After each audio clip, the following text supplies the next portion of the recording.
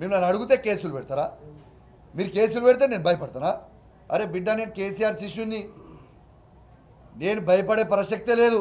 మీరు ఇట్లాంటి 100 కేసులు పెట్టుకున్నా కూడా మీరు ప్రజలకి హామీ ఇచ్చిన 6 గ్యారెంటీలు ఇచ్చే వరకు మేము కేసీఆర్ గారి నాయకత్వంలో ప్రశ్నిస్తూనే ఉంటాం, మిమ్మల్ని అడుగుతూనే ఉంటాం. మీరు 100 కేసులు పెట్టుకొని కేసులకు ఎవరు భయపడేటోడు లేడు. మీరు బాగా ఇబ్బంది పెట్టి కేసులు పెట్టినా కూడా మా హుజురాబాద్ నియోజకవర్గ ప్రజల కోసం, తెలంగాణ ప్రజల కోసం మీరు మమ్మల్ని జైల్లో పెట్టినా కూడా జైలు పోవడానికి కూడా నేను సిద్ధంగా ఉన్నా. మీకు కేసులకి భయపడేటోడు కాదు.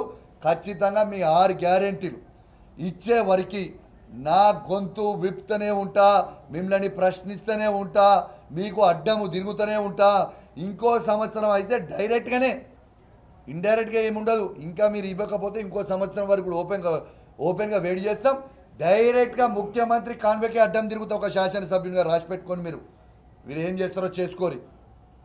పోలీసు వాళ్ళని వాడుకొని లాఠీ దెబ్బలు తినడానికి కూడా మేము రెడీగా ఉన్నాం. మళ్ళీ మేము 5 ఏళ్ల తర్వాత అధికారంకి వస్తాం.